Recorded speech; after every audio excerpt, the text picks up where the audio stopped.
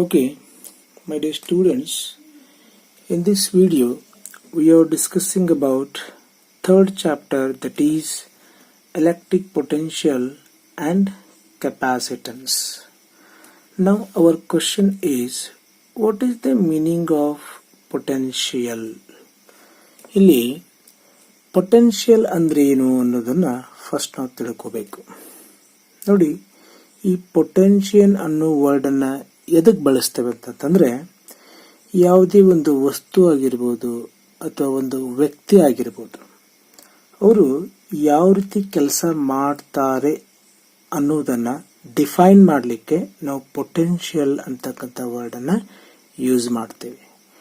For example, ಯಾರಾದರೂ ತುಂಬ fast ಆಗಿ ಶಕ್ತಿಯುತವಾಗಿ ಎನರ್ಜಿಫುಲ್ ಆಗಿ ವರ್ಕ್ ಮಾಡ್ತಾ ಇದ್ರಪ್ಪ ಅಂದ್ರೆ, ಆ ಮಗನ ಪೊಟೆನ್ಷಿಯಲ್ ಎಷ್ಟು ಐತೆ ನೋಡ್ಲಿ ಅಂತ ಹೇಳ್ತೀವಿ ನಾವು. ಅಂದ್ರೆ ಪೊಟೆನ್ಷಿಯಲ್ ಅಂತಕ್ಕಂಥ ವರ್ಡ್ ವರ್ಕ್ಗೆ ರಿಲೇಟ್ ಆಗಿದೆ. ಹೌದಾ? ಒಂದು ವ್ಯಕ್ತಿ ಅಥವಾ ವಸ್ತುವಿನ ವರ್ಕ್ ಅನ್ನ ಈ ಪೊಟೆನ್ಷಿಯಲ್ ಅನ್ನೋ ವರ್ಡ್ ಸೂಚಿಸುತ್ತದೆ. ಹಾಗಾದ್ರೆ ಇಲ್ಲಿ ಎಲೆಕ್ಟ್ರಿಕ್ ಪೊಟೆನ್ಷಿಯಲ್ ಅಂದ್ರೆ ಏನು? That is our question. Okay, now let me to explain. See here I will consider a charge capital Q. This is isolated charge or positive point charge. Since it is a point charge, it is having electric field around it. Getting the idea?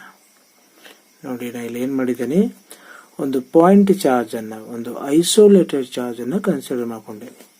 ಅದರ magnitude plus Q coulomb ಇದೆ. ಇದು charge ಆಗಿರೋದ್ರಿಂದ ಇದು ಸುತ್ತಲೂ electric field ಇದೆ certain reason ದಲ್ಲಿ. ಹೌದಾ? ಹಾಗಾದ್ರೆ ಈ ಎಲೆಕ್ಟ್ರಿಕ್ ಫೀಲ್ಡ್ ಅಲ್ಲಿ ನಾವು ಒಂದು ಪಾಯಿಂಟ್ ಪಿ ಅನ್ನು ಕನ್ಸಿಡರ್ ಮಾಡ್ಕೊಂಡೇನೆ. Let P be a point. ಎಲ್ಲಿತ್ತು ಈ point P? In the electric field of this point charge. ಈ ಪಾಯಿಂಟ್ ಪಿ, ಈ ಪಾಯಿಂಟ್ ಚಾರ್ಜ್ ಕ್ಯೂ ಅದ ಎಲೆಕ್ಟ್ರಿಕ್ ಫೀಲ್ಡ್ ಅಲ್ಲಿ ಈ ಪಾಯಿಂಟ್ ಪಿ ಇದೆ. Now I will place a small unit positive charge, that is +1 coulomb. ನೋಡಿ, unit positive charge ಅಂತಂದ್ರೆ, unit ಅಂದ್ರೆ 1, unit positive charge ಅಂದ್ರೆ +1 coulomb ಆಫ್ ಚಾರ್ಜ್ ಅನ್ನ ಈ ಪಾಯಿಂಟ್ ಪಿ ಮೇಲೆ ನಾನು ತಂದಿಟ್ಟಿದ್ದೇನೆ. You know that from properties of charge, like charges repel each other. When I keep the +1 coulomb of charge, that is unit positive charge, at a point P, it experiences a repulsive force, electrostatic repulsive force, and gets repelled in this direction. Getting the idea? And after traveling certain distance, the unit positive charge stops there, that is its final velocity becomes 0. Why its final velocity becomes 0?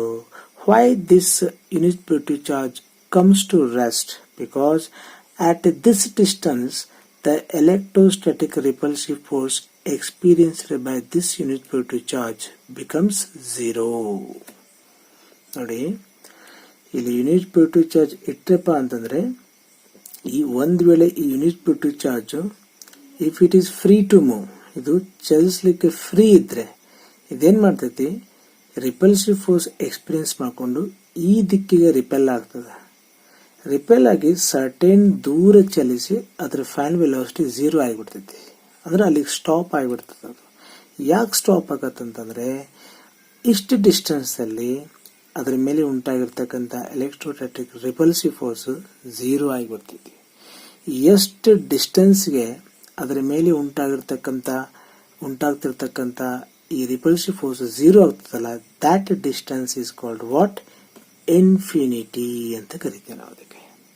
ಅಂದ್ರೆ the distance of the unit positive charge at which the electrostatic repulsive force acting on it becomes 0.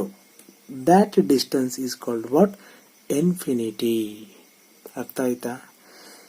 ಯಾವ ಡಿಸ್ಟೆನ್ಸ್ಗೆ ಆ unit positive charge ಮೇಲೆ ಉಂಟಾಗಿರ್ತಕ್ಕಂಥ electrostatic force 0 ಆಗ್ತದೋ ಆ electrostatic repulsive force 0 ಆಗ್ತದೋ ಆ distance ನಾವು infinity ಅಂತ ಕರಿತೀವಿ. ಇಲ್ಲಿ ಇನ್ಫಿನಿಟಿ ಅಂತಂದ್ರೆ ಎಲ್ಲೋ ದೂರದಲ್ಲಿ ಹೋಗಿ ಬೀಳ್ತೈತಿ ಅಂತ ನೀವು ತಿಳ್ಕೋಬಾರ್ದು. ಅರ್ಥ ಆಯ್ತಾ? ಅಂದ್ರೆ ಇನ್ಫೈನೈಟ್ ಡಿಸ್ಟೆನ್ಸ್ ಅಂದ್ರೇನು? It is the distance of the unit charge at which electrostatic repulsive force acting on it becomes 0. ಅರ್ಥ ಆಯ್ತಾ? ಹಾಗಾದ್ರೆ ಈ ಇನ್ಫಿನಿಟಿಯಲ್ಲಿ ಇರ್ತಕ್ಕಂಥ ಈ ಯೂನಿಟ್ ಪೊಟೆನ್ಷಿಯಲ್ ಚಾರ್ಜ್ ಅನ್ನ ನೀವು ಮತ್ತೆ ಪಾಯಿಂಟ್ ಪಿ ಗೆ ತರಬೇಕಂದ್ರೆ you should do work against the electric field of this point charge. ಹೌದಾ? ನೀವು ಇನ್ಫಿನಿಟಿಯಲ್ಲಿ ಇರ್ತಕ್ಕಂಥ ಈ ಯೂನಿಟ್ ಪೊಟೆನ್ಷಿಯಲ್ ಚಾರ್ಜ್ ಅನ್ನ ಮತ್ತೆ ಪಾಯಿಂಟ್ ಪಿ ಗೆ ತರುವಾಗ ಈ ಎಲೆಕ್ಟ್ರಿಕ್ ಫೀಲ್ಡ್, ಈ ಪಾಯಿಂಟ್ ಚಾರ್ಜ್ ಎಲೆಕ್ಟ್ರಿಕ್ ಫೀಲ್ಡ್ ಮತ್ತೆ ಇದನ್ನು ತಳ್ಳಿದ್ರು ಕೂಡ ನೀವು ಈ ಪಾಯಿಂಟ್ ಪಿ ಗೆ ತರಲಿಕ್ಕೆ ನೀವು ವರ್ಕ್ ಮಾಡಿರಪ್ಪ ಅಂತಂದ್ರೆ that work done is called what? Potential at a point P ಅಂತ ಕರಿತೀವಿ ನಾವು. ಅರ್ಥ ಆಯ್ತಾ? ಅಂದ್ರೆ what is the definition of electric potential at a point P ಅಂತಂದ್ರೆ electric potential at a point P is nothing but it is the work done in bringing the unit potential charge ಎಲ್ಲಿಂದ? From infinity ಎಲ್ಲಿಗೆ? To the point P is called what? Electric potential at point P. ಎಟ್ಟಿಂದ idea ಗೊತ್ತಾಗ್ತಾ ಇದೆಯಾ? ಏನು electric potential at point P ಅಂದ್ರೆ ಇನ್ಫಿನಿಟಿಯಲ್ಲಿ ಇರ್ತಕ್ಕಂಥ unit potential charge ಅನ್ನ ನೀವು ಎಲ್ಲಿಗೆ ತರಬೇಕು? ಪಾಯಿಂಟ್ ಪಿ ಗೆ ತರಬೇಕು. ತರಬೇಕಂದ್ರೆ ಏನ್ ಮಾಡಬೇಕು? ವರ್ಕ್ ಮಾಡಬೇಕು.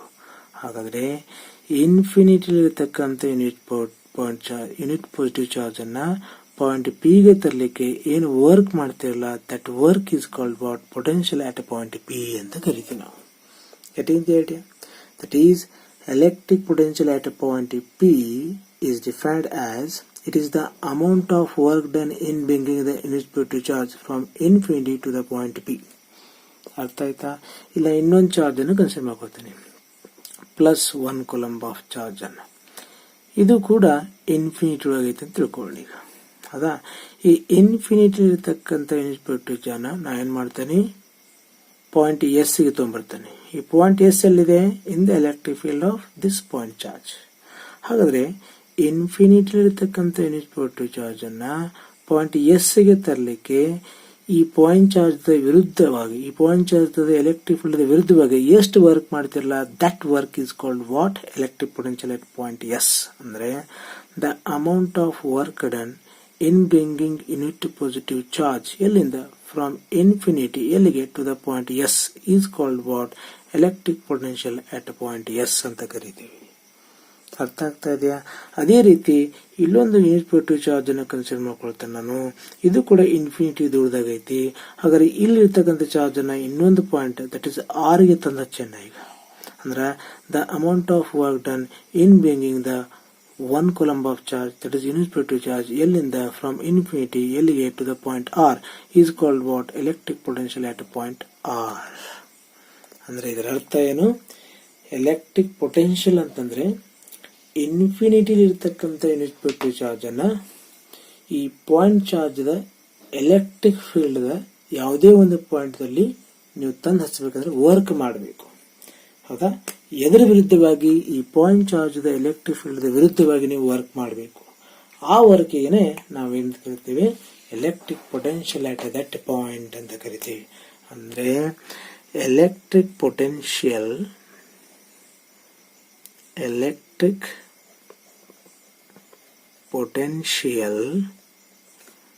at a point is defined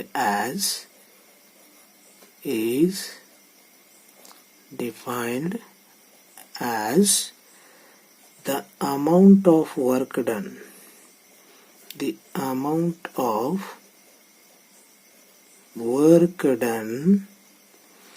in bringing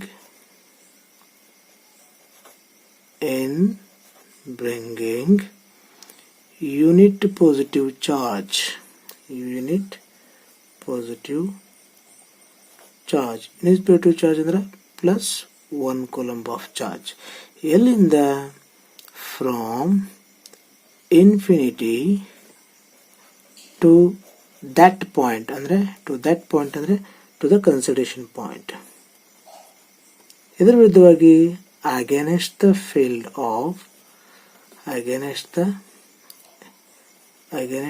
electric field of point charge ಅಥವಾ source charge. This is the definition of electric potential. Electric potential at a point is defined as the amount of work done in bringing unit positive charge from infinity to that point against the electric field of point charge. ಅರ್ಥ ಆಗ್ತಾ ಇದೆಯಾ? ಇನ್ನೊಂದು point ನೆನಪಿಟ್ಟುಕೋಬೇಕು. Electric potential SI unit of electric potential. SI unit of electric potential. ನಾವು electric ಪೊಟೆನ್ಷಿಯಲ್ನ capital V ಅಂತ ಗುರುತಿಸ್ತೇವೆ.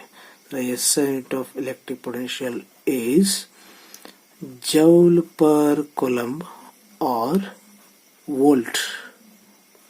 Getting the idea? Andre electric potential at a point is defined as it is the amount of work done in bringing the unit positive charge from infinity to the consideration point against the electric field of source charge. Therefore, in general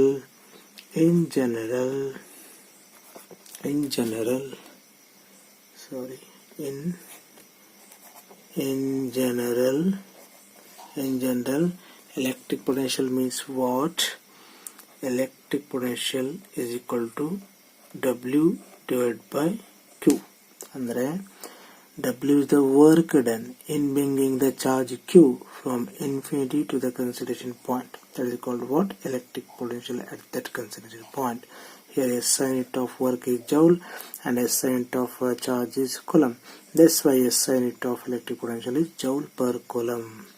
This is about electric potential. Getting the idea? ನೋಡಿ ಇನ್ನೊಮ್ಮೆ ಹೇಳ್ತೀನಿ. ಇನ್ಫಿನಿಟಿಯಲ್ಲಿ ಇರ್ತಕ್ಕಂಥ unit positive charge ಅನ್ನ ಒಂದು point charge electric field ಅದ ಯಾವುದೇ ಒಂದು point ಅಲ್ಲಿ ನೀವು ಆ ಯೂನಿಟ್ positive ಚಾರ್ಜ್ ತಂದು ಹಚ್ಚಬೇಕು ಅಂದ್ರೆ ವರ್ಕ್ ಮಾಡಬೇಕು. ಎದರ ವಿರುದ್ಧವಾಗಿ? ಈ ಪಾಯಿಂಟ್ ಚಾರ್ಜ್ ಎಲೆಕ್ಟ್ರಿಕ್ ಫೀಲ್ಡ್ ವಿರುದ್ಧವಾಗಿ ವರ್ಕ್ ಮಾಡಬೇಕು. ಆ ವರ್ಕ್ ಏನೇ ಪೊಟೆನ್ಷಿಯಲ್ ಅಟ್ ದಟ್ ಪಾಯಿಂಟ್ ಅಂತ ಕರೀತೀವಿ. ಅಂದ್ರೆ electric potential at a point is defined as it is the amount of work done in bringing the unit positive charge from infinity to that point against the electric field of source charge. This is the definition of electric potential. Getting the idea? ನೋಡಿ, ಈ definition, ಈ concept ಅರ್ಥ ಆದ್ರೆ ಮಾತ್ರ ನಿಮಗೆ derivation ಬಿಡಿಸ್ಲಿಕ್ಕೆ ಬರ್ತದ, CT ಪಾಯಿಂಟ್ಸ್ಗಳನ್ನ understand ಆಗ್ತವೆ. ಅದಕ್ಕೆ ಕರೆಕ್ಟಾಗಿ ಇದನ್ನ ನೀವು ಅರ್ಥ ಮಾಡ್ಕೋಬೇಕು. Okay friends, now let me talk about potential difference. Already you have studied about electric potential. Now our question is, what is the meaning of potential difference? ನೋಡ್ರಿ, ಈಗಾಗಲೇ ನೀವು ಎಲೆಕ್ಟ್ರಿಕ್ ಪೊಟೆನ್ಷಿಯಲ್ ಅಂದ್ರೆ ಏನು ತಿಳ್ಕೊಂಡ್ರಿ, ಹೌದಾ? ಈಗ ನಾವು ಪೊಟೆನ್ಷಿಯಲ್ ಡಿಫರೆನ್ಸ್ ಅಂದ್ರೆ ಏನು ತಿಳ್ಕೋಬೇಕು. ಇದು ಬಹಳ ಇಂಪಾರ್ಟೆಂಟ್. ಕರೆಕ್ಟಾಗಿ ಅಬ್ಸರ್ವ್ ಮಾಡ್ರಿ. ಇಲ್ಲಿ ನೋಡ್ರಿ, ಈಗ ನಾ ಏನ್ ಮಾಡ್ತೀನಿ, ಇಲ್ಲಿ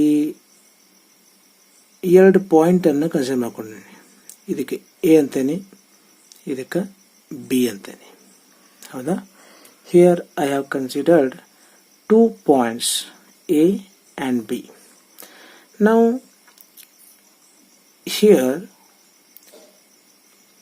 potential at a point A is VA and potential at a point B is VB ಅಂತ ಕೊಡ್ತಾನೆ. ಏನಿದ್ರ ಅರ್ಥ ನೋಡ್ರಿ, ಈ ಪಾಯಿಂಟ್ ಎಗೆ ಇನ್ಫಿನಿಟಿ ಇರತಕ್ಕಂತ ಒಂದು ಚಾರ್ಜ್ ಅನ್ನ ಪಾಯಿಂಟ್ ಎಗೆ ತರಲಿಕ್ಕೆ ಎಷ್ಟು ವರ್ಕ್ ಮಾಡಲ್ಲ, ದಟ್ ಇಸ್ ಕಾಲ್ಡ್ ವಾಟ್? ಇನ್ಫಿನಿಟಿಯಲ್ಲಿ ಇರತಕ್ಕಂತ ಯೂನಿಟ್ positive ಚಾರ್ಜ್ ಅನ್ನ ಪಾಯಿಂಟ್ ಎಗೆ ತರಲಿಕ್ಕೆ ಎಷ್ಟು ವರ್ಕ್ ಮಾಡಿರಲ್ಲ, that is called what? Potential at point A, that is VA, ಹೌದಾ? ಅದೇ ರೀತಿ ಇನ್ಫಿನಿಟಿಲಿ ಇರ್ತಕ್ಕಂತ ಒಂದು ಯೂನಿಟ್ positive ಚಾರ್ಜ್ ಅನ್ನ ಪಾಯಿಂಟ್ ಬಿ ಗೆ ತರಲಿಕ್ಕೆ ಏನು ವರ್ಕ್ ಮಾಡಿರಲ್ಲ, that is called what? Potential at point B, ಅಂದ್ರೆ ಅದು VB ಅಂತ ಅರ್ಥ, ಹೌದಾ? ಇದರ ಅರ್ಥ ಏನು? VA ಅಂತಂದ್ರೆ amount of work done in bringing the unit positive charge ಎಲ್ಲಿಂದ? ಫ್ರಮ್ ಇನ್ಫಿನಿಟಿ ಎಲ್ಲಿಗೆ? To the point A. ಅದೇ ರೀತಿ VB ಅಂತಂದ್ರೆ electric potential at point B ಅಂತಂದ್ರೆ amount of work done in bringing the unit positive charge ಎಲ್ಲಿಂದ from infinity to the point B ಅಂತ ಅರ್ಥ. ಅಂದ್ರೆ ಆಲ್ರೆಡಿ ಯೂನಿಟ್ ಪಾಸಿಟಿವ್ ಚಾರ್ಜ್ ಅನ್ನು ತಂದುಬಿಟ್ರೆ ಇಲ್ಲಿಗ, ಹೌದಾ? That is V A and V B. ಈಗ ನಾನು ಏನು ಮಾಡ್ತೀನಿ, ಈ ಪಾಯಿಂಟ್ದಿಂದ ಎ ಪಾಯಿಂಟ್ದಿಂದ ಬಿ ಪಾಯಿಂಟಿಗೆ ಒಂದು ಯೂನಿಟ್ ಪಾಸಿಟಿವ್ ಚಾರ್ಜ್ ಅನ್ನು ಒಯ್ಯಬೇಕಂತಂದ್ರೆ ಎಷ್ಟು ವರ್ಕ್ ಮಾಡ್ತಿರಲ್ಲ, that is called what? That is called what? Potential difference. Potential difference between these two points ಅಂತ ಕರಿತೀವಿ. ಅಂದ್ರೆ potential difference between 2 points A and B is nothing but it is the work done in bringing the Q amount of charge from A to B. ಅರ್ಥ ಆಯ್ತಾ?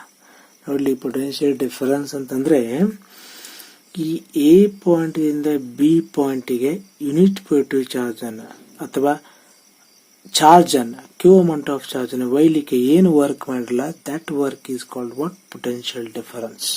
ಅರ್ಥ ಆಗ್ತಾ ಇದೆಯಾ? That is potential difference ಅಂತಂದ್ರೆ it is the amount of work done in bringing the Q amount of charge from A to B. That is called what? Potential difference between the two points A and B. ಅದಕ್ಕೆ ಇಲ್ಲಿ ನಾವು ಇನ್ನೊಂದು ಅನ್ಕೊಳ್ಳೋಣ, V A is greater than V B ಅನ್ಕೊಳ್ಳೋಣ. ಇಲ್ಲಿ V A V B ಗಿನ ಜಾಸ್ತಿ ಇದೆ. ಹಂಗಾರೆ ಒಟ್ಟು ಇದು ಡಿಫ್ರೆನ್ಸ್. ಡಿಫ್ರೆನ್ಸ್ ಅಂದ್ರೆ ವ್ಯತ್ಯಾಸ, ಅಂದ್ರೆ ದೊಡ್ಡದ್ರೊಳಗೆ ಸಣ್ಣದನ್ನು ಕಳಿಬೇಕು. ಅಂದ್ರೆ potential difference between A and B points ಅಂತಂದ್ರೆ V A minus V B. This indicates what? This gives potential difference. ಹೌದಾ? ಇದು V A is greater than V B ಇದ್ದಾಗ, ಅಥವಾ V B is greater than V A ಇದ್ದಾಗ ಏನಾಗ್ತದ? Potential difference V B minus V A ಆಗ್ತದೆ. This gives potential difference between the two points A and B. ಅಂದ್ರೆ ದೊಡ್ಡದಲ್ಲಿ ಸಣ್ಣದು ಕಳಿಬೇಕು. ನಾವು ಇದನ್ನು ಕನ್ಸಿಡರ್ ಮಾಡ್ಕೊಂಡಿಪ್ಪ ಅಂತಂದ್ರೆ potential difference between points A and B, that is V A minus V B is equal to what? It is the amount of work done in bringing the Q amount of charge from A to B. Getting the idea? In this way, potential difference between 2 points is defined as it is the amount of work done in bringing the Q amount of charge from one point to another point, ಅಥವಾ between those 2 points. ಅಂದ್ರೆ ಇನ್ಫಿನಿಟಿಯಲ್ಲಿರ್ತಕ್ಕಂಥ unit positive charge ಅನ್ನ consideration point ಗೆ ತರಲಿಕ್ಕೆ ಏನು work ಮಾಡ್ತಿರಲ್ಲ, that is called what? Electric potential at that point. ಅದೇ ಒಂದು point ಇಂದ ಇನ್ನೊಂದು ಪಾಯಿಂಟ್ ಗೆ ಚಾರ್ಜ್ ಅನ್ನು ಒಯ್ಯಲಿಕ್ಕೆ ಏನು ವರ್ಕ್ ಮಾಡ್ತಿರಲ್ಲ, that is called what? Potential difference between those 2 points. Keep it in mind. This is very important. ಅರ್ಥ ಆಯ್ತಾ? ಪೊಟೆನ್ಷಿಯಲ್ ಡಿಫರೆನ್ಸ್ ಆಗಿರ್ಬೋದು ಅಥವಾ ಎಲೆಕ್ಟ್ರಿಕ್ ಪೊಟೆನ್ಷಿಯಲ್ ಆಗಿರ್ಬೋದು. ಓಕೆ, ಮ್ಯಾಗ್ನಿಟ್ಯೂಡ್ ಮಾತ್ರ ಇದೆ, ಓಕೆ, ಡೈರೆಕ್ಷನ್ ಇಲ್ಲ. ಹೀಗಾಗಿ ಈ ಎಲೆಕ್ಟ್ರಿಕ್ ಪೊಟೆನ್ಷಿಯಲ್ ಅಥವಾ ಪೊಟೆನ್ಷಿಯಲ್ ಡಿಫರೆನ್ಸ್ ಇವೆರಡೂ ಕೂಡ ಸ್ಕೇಲಾರ್ ಕ್ವಾಂಟಿಟಿಗಳೇ ಆಗಿವೆ. Getting the idea? And the SI unit of potential difference is also volt or joule per coulomb. Keep it in mind. ಇಲ್ಲಿ ಇನ್ನೂ ಒಂದು ಇಂಪಾರ್ಟೆಂಟ್ ಡೆಫಿನೇಷನ್ ಇದೆ. ಅದು ಯಾವ್ದಪ್ಪ ಅಂತಂದ್ರೆ ಇಕ್ವಿಪೊಟೆನ್ಷಿಯಲ್ ಸರ್ಫೇಸಸ್.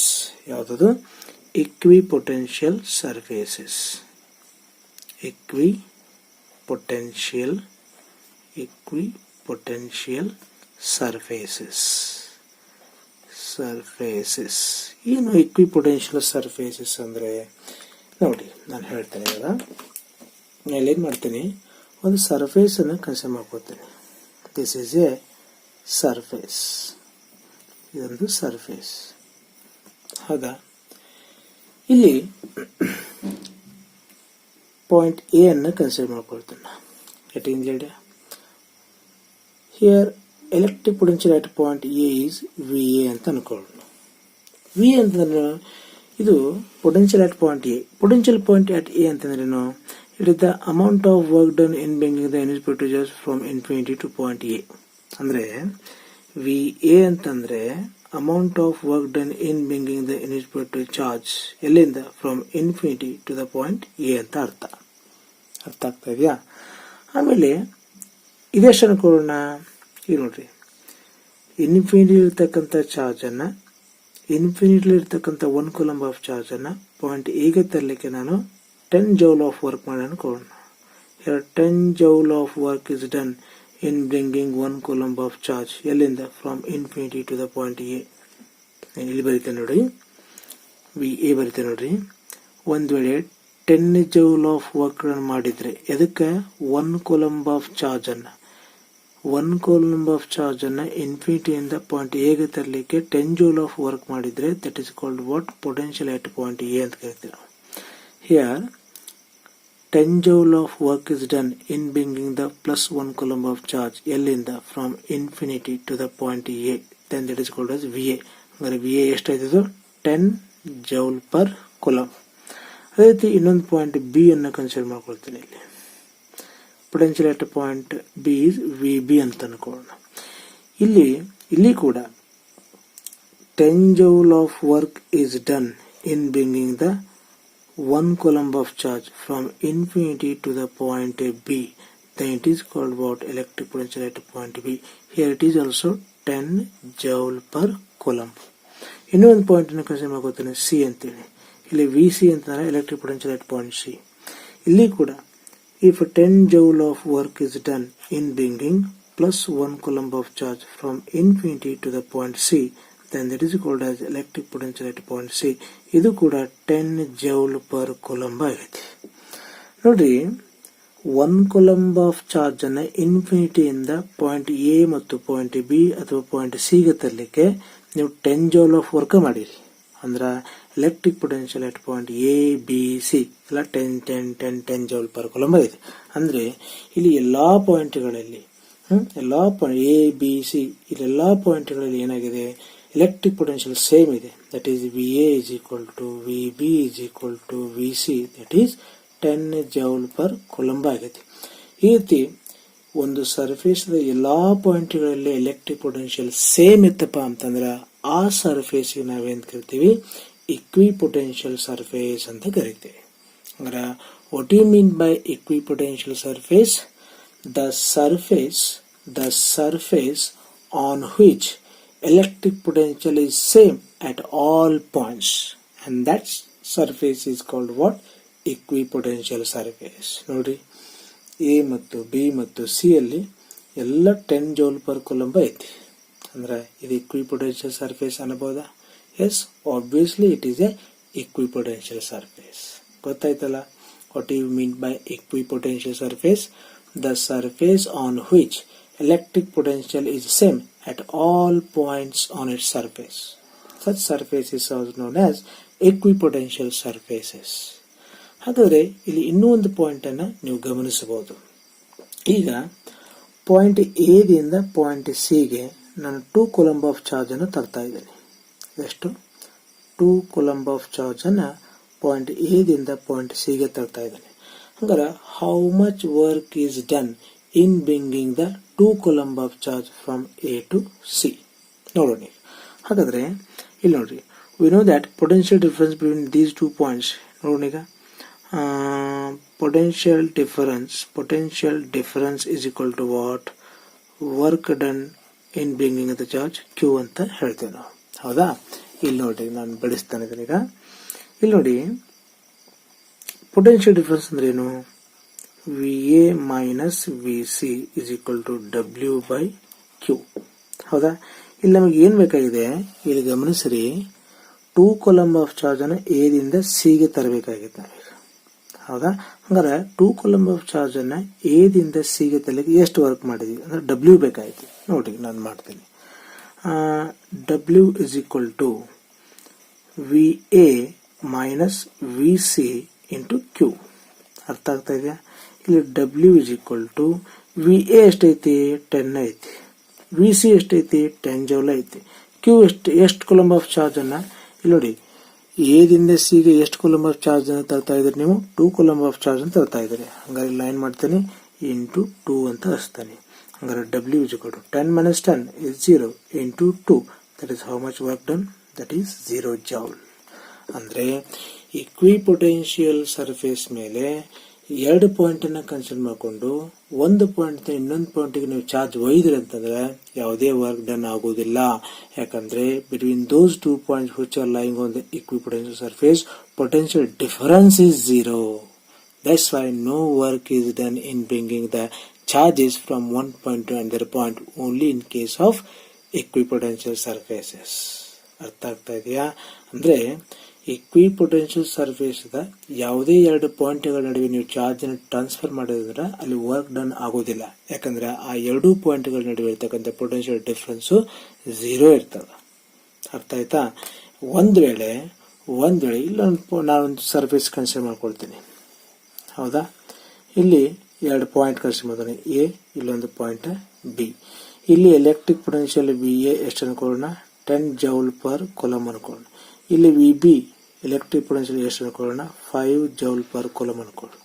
ಹಂಗಾರೆ ಇದು ಇಕ್ವಿಪೊಟೆನ್ಷಿಯಲ್ ಸರ್ಫೇಸ್ ಅಲ್ಲ. ಯಾಕಂದ್ರೆ ಎ ಪಾಯಿಂಟ್ ಅಲ್ಲಿ ಪೊಟೆನ್ಷಿಯಲ್ ಎಷ್ಟೈತಿ, 10 ಜೌಲ್ ಪರ್ ಕೂಲಂಬ್ ಐತಿ. ಬಿ ಪಾಯಿಂಟ್ ಅಲ್ಲಿ ಪೊಟೆನ್ಷಿಯಲ್ ಎಷ್ಟೈತಿ, 5 ಜೌಲ್ ಪರ್ ಕೂಲಂಬ್ ಐತಿ. ಹಂಗಾರೆ ಇಲ್ಲಿ ವರ್ಕ್ ಡನ್ ಆಕೈತೇನು, ಆಬ್ವಿಯಸ್ಲಿ ಆಗ್ತದ. ನೋಡ್ರಿ, ಡಬ್ಲ್ಯೂ ಇಸ್ ಈಕ್ವಲ್ ಟು ಯಾವ್ದು ದೊಡ್ಡೈತಿ, V A minus V B into Q. ಹೌದಾ? W is equal to V A ಎಷ್ಟೈತಿ, 10 ಐತಿ, ಮೈನಸ್ ವಿ ಬಿ 5 ಐತಿ.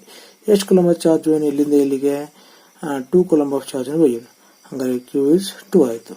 ಹಾಗಾದ್ರೆ 10 ಮೈನಸ್ 5 ಹಂಗಾರೆ 5 ಇಂಟು 2 ದಟ್ ಈಸ್ 10.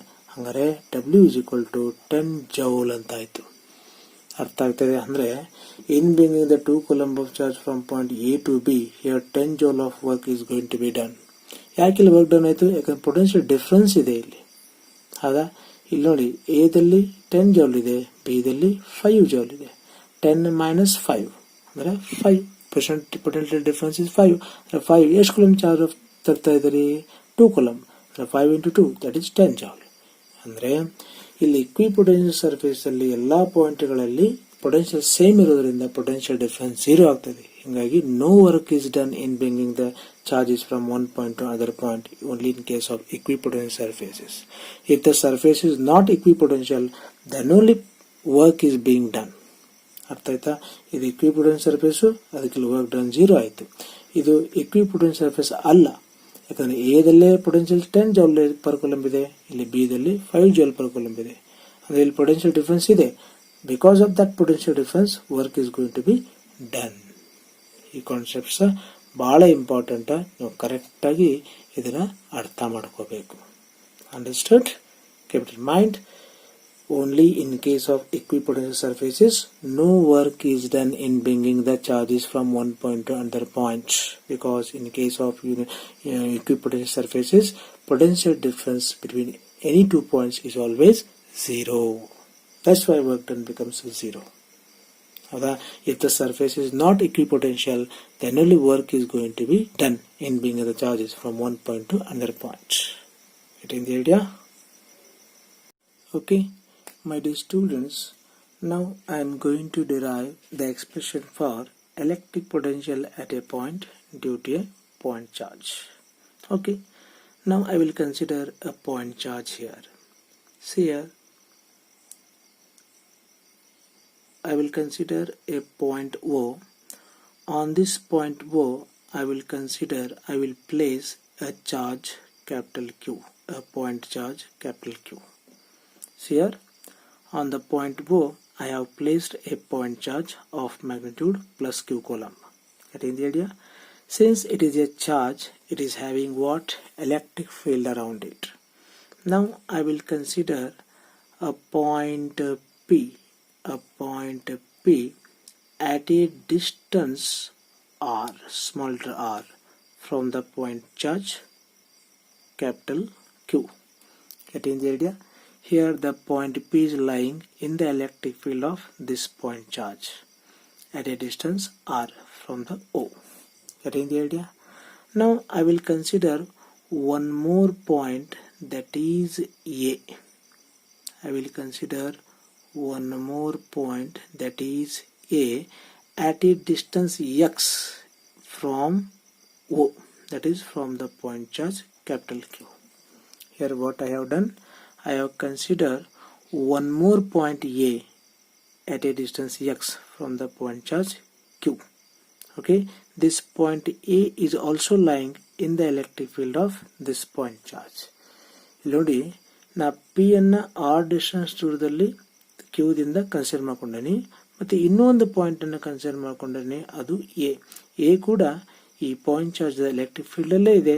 ಅದು ಎಷ್ಟು ದೂರದಲ್ಲಿದೆ? ಕ್ಯೂದಿಂದ ಎಕ್ಸ್ ದೂರದಲ್ಲಿದೆ. ಹೌದಾ?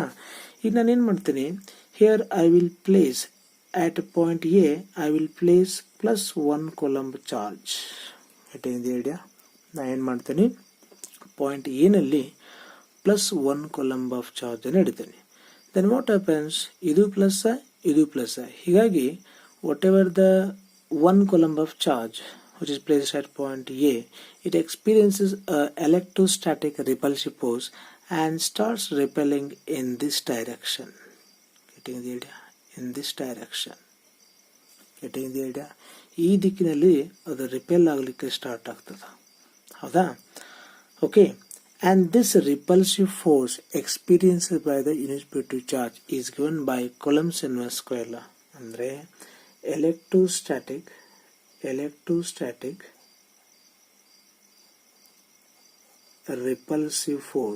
repulsive force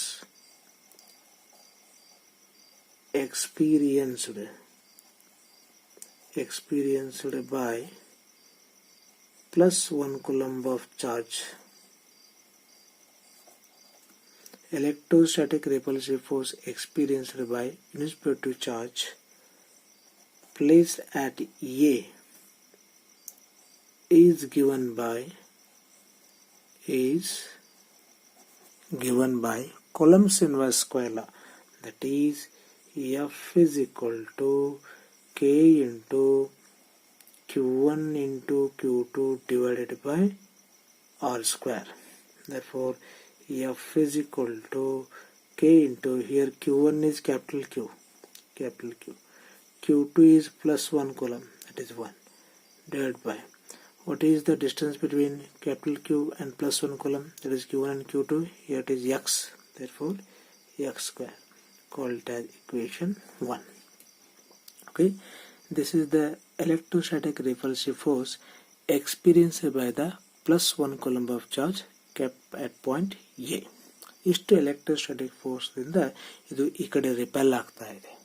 ಅದಕ್ಕೆ ನಾ ಏನು ಮಾಡ್ತೇನೆ, ಇಷ್ಟು ಎಲೆಕ್ಟ್ರೋಸ್ಟಾಟಿಕ್ ಫೋರ್ಸ್ ಎಕ್ಸ್ಪೀರಿಯನ್ಸ್ ಮಾಡ್ತಕ್ಕಂಥ ಈ ಯೂನಿಟ್ PUC-II ಚಾರ್ಜನ್ನು ಪಾಯಿಂಟ್ ಎದಿಂದ ಬಿಗೆ ನಾನು ಡಿಸ್ಪ್ಲೇಸ್ ಮಾಡ್ತೇನೆ. This is point be through A distance dx. ಅರ್ಥ ಆಗ್ತಾ ಇದೆ? ನಾನು ಏನು ಮಾಡ್ತಾ ಇದ್ದೀನಿ, ಪಾಯಿಂಟ್ ಎದಲ್ಲಿ ಪ್ಲೇಸ್ ಮಾಡಿರ್ತಕ್ಕಂಥ ಯೂನಿಟ್ PUC-II ಚಾರ್ಜನ್ನು ಪಾಯಿಂಟ್ ಬಿಗೆ ನಾನು ಡಿಸ್ಪ್ಲೇಸ್ ಮಾಡ್ತಾ ಇದ್ದೀನಿ. ಎಷ್ಟು ಡಿಸ್ಪ್ಲೇಸ್ ಮಾಡಿ? Through A distance dx. ಹಾಗಾದರೆ ಈ unit PUC-II charge +1 coulomb of charge ಅನ್ನು ಎದಿಂದ ಬಿಗೆ ನಾನು ಡಿಸ್ಪ್ಲೇಸ್ ಮಾಡಬೇಕಂದ್ರೆ ಸರ್ಟೇನ್ ಅಮೌಂಟ್ ಆಫ್ ವರ್ಕ್ ಅನ್ನು ಮಾಡಬೇಕು. ಹೌದಾ? ನೋಡೀಗ, let the unit PUC-II charge, the unit positive charge placed at A is displaced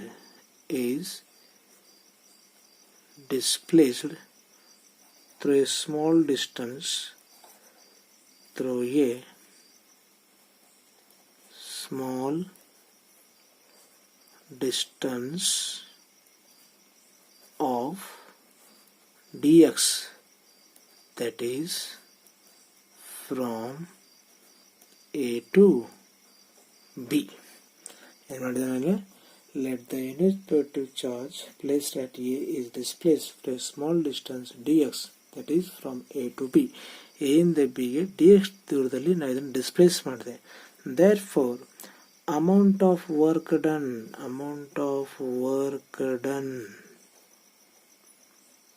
in displacing the unit PUC-II charge from A to B is given by delta W. Delta W is small amount of work. Delta W is equal to force into displacement, called as equation 2. ನೋಡಲ್ಲ, first P C ಓದಿರಿ, ಬಲ into ಸ್ಥಳಾಂತರ, nothing but work, ಕೆಲಸ. ಇಲ್ಲಿ ಎದಿಂದ ಬಿಗೆ dx metre ಸ್ಥಳಾಂತರಗೊಳಿಸ್ಲಿಕ್ಕೆ ಎಷ್ಟು work ಮಾಡೀವಿ ನಾವು? ಇಷ್ಟು ವರ್ಕ್ ಮಾಡೀವಿ. ಹೌದಾ?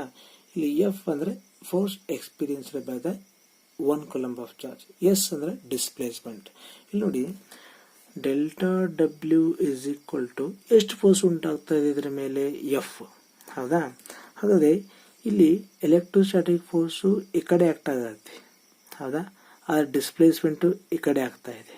ಅಂದ್ರೆ ಫೋರ್ಸ್ ಈ ಕಡೆ ಆಗ್ತಾ ಇದೆ, ಡಿಸ್ಪ್ಲೇಸ್ಮೆಂಟ್ ಈ ಕಡೆ ಆಗ್ತಾ ಇದೆ. ಅಂದ್ರೆ force and displacement both are acting in opposite direction.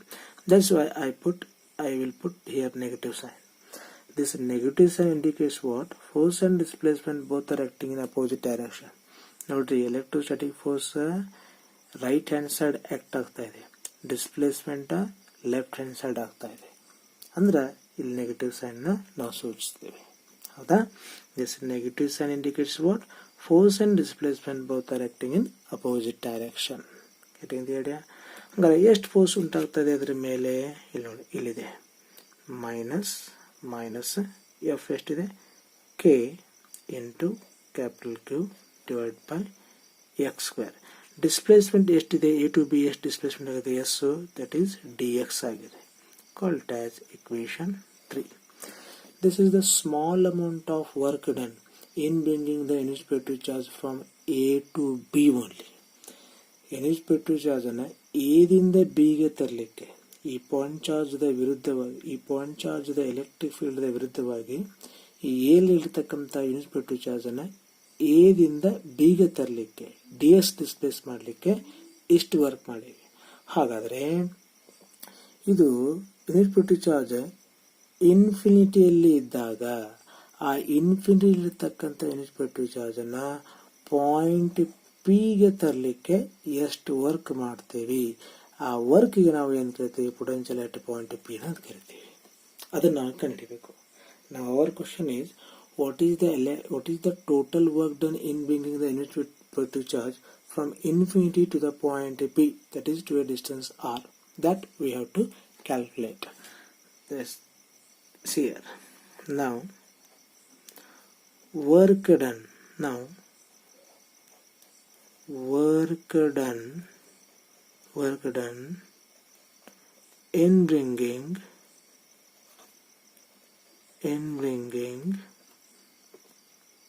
unit positive charge, in bringing unit positive charge ಎಲ್ಲಿಂದ? from infinity to point P. Now work done in bringing unit positive charge from infinity to point P ಅಂದ್ರೆ to a distance r can be calculated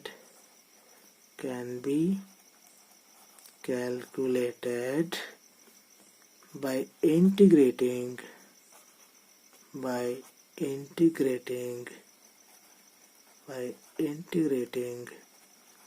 equation 3 between the limits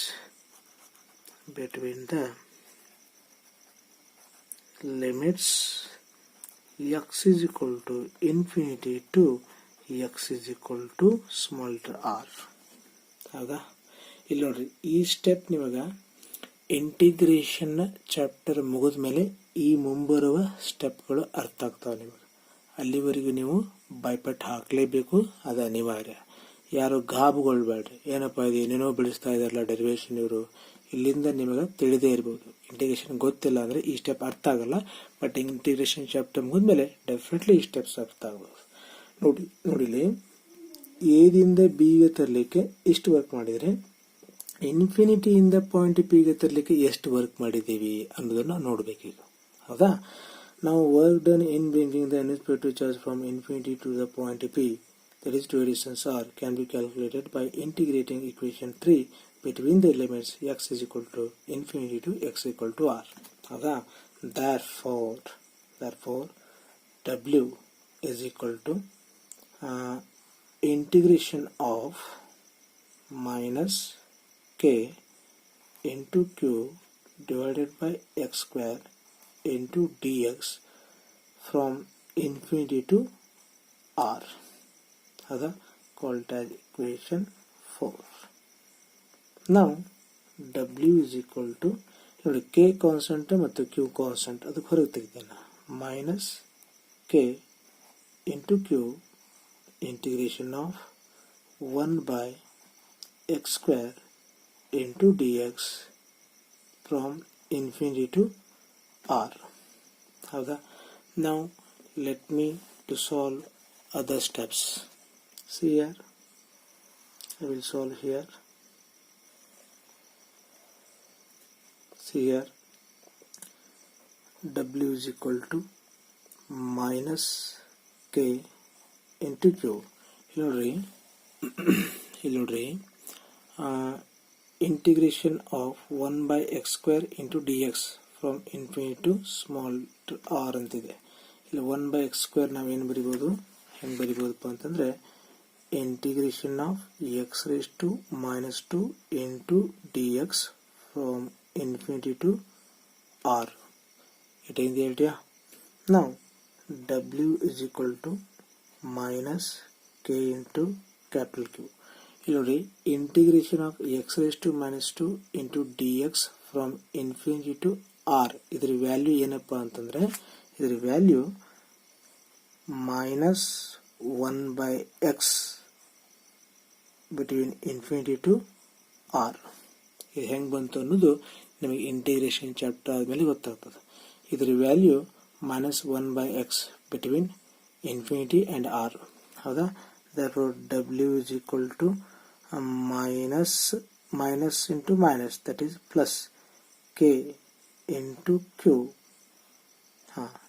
1 by R minus 1 by infinity. Okay, now W is equal to K into Q by R. 1 by infinity 0 ಆಗ್ಬಿಡ್ತದೆ. called as equation 5. ಇದೇನು? This is the total work done in bringing the unit spiritual charge from infinity to the point P against the electric field of this point charge.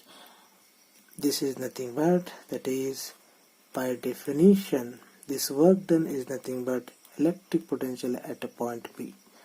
Therefore, electric potential at a point P is equal to K into Q by R, called as equation 6. Already you know that K value is, electric potential at point P is, K value is 1 divided by 4 pi epsilon naught into capital Q divided by R, called as equation 7.